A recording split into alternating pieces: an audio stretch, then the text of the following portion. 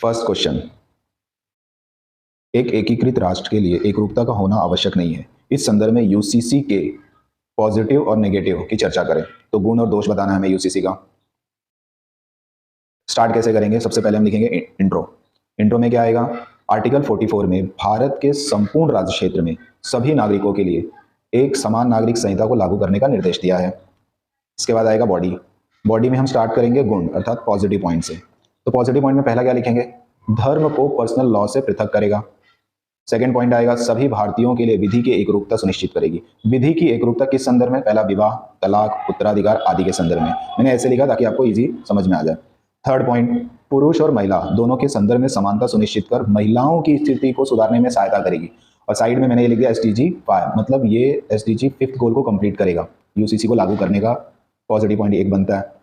इसका last point है UCC विभिन्न समुदायों का एकीकरण कर भारतीय अखंडता को सुदृढ़ता प्रदान करने में सहायक हो सकती है। ये यूसीसी के 4 पॉइंट, इसको याद रखना। पहला धर्म को, दूसरा विधि की एकरूपता, तीसरा पुरुष और महिला, चौथा भारतीय अखंडता को सुदृढ़ता प्रदान करने में सहायक होगी।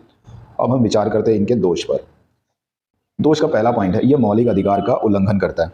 एग्जाम्पल दे दे रहा हूं, अनुच्छेद 25 और 26। सेकेंड पॉइंट, यह नागालैंड, मणिपुर, मिजोरम में जो स्थानीय रीति रिवाजों को सुरक्षा प्रदान करने वाले संवैधानिक प्रावधान है उसके प्रतिकूल है। Example article 371A।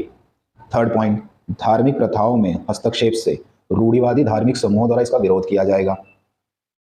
Fourth point, यदि सरकार द्वारा इसे बलपूर्वक लागू किया जाता है कि यूसीसी लागू करना है, जबरदस्ती करती है सरकार, तो अल्पसंख्यकों के मन में असुरक्षा का भाव बढ़ेगा और वर्तमान में विश्व में बढ़ते आतंकवाद, कट्टरवाद को देखते हुए यह कदम देश की राष्ट्रीय सुरक्षा के लिए घातक हो सकता है। एग्जाम्पल आप देख ही रहे हो, इजराइल और हमास का युद्ध।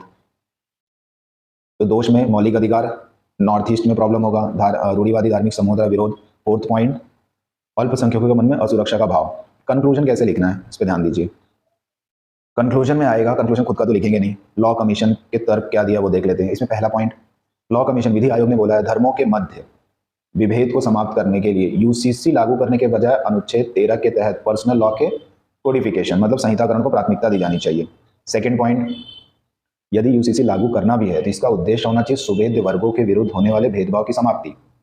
थर्ड पॉइंट, यदि इसका प्रवर्तन प्रभावित पक्षों की सहमति से किया जाना चाहिए, मतलब इसका प्रवर्तन जो एनफोर्समेंट जितने भी पक्ष प्रभावित होंगे उनकी सहमति से ही किया जाना चाहिए। फोर्थ, और यूसीसी को आधुनिकीकरण के समावेशन और भेदभाव को समाप्त करने के उपकरण के रूप में होना चाहिए। उदाहरण जैसे दलित, मुस्लिम, सिख, इन सब के बीच में जो भी भेदभाव उनको समाप्त करने का मुख्य उद्देश्य होना चाहिए इस यूसीसी का। अगर ऐसे लागू किया जाता है तो हमारा भारत सुदृढ़ होगा, उसकी अखंडता बनी रहेगी। तो ये पूरा आंसर एक यूसीसी के संदर्भ में इंट्रो, बॉडी, गुण और दोष और लॉ कमीशन ने क्या बोला वो लिख देना।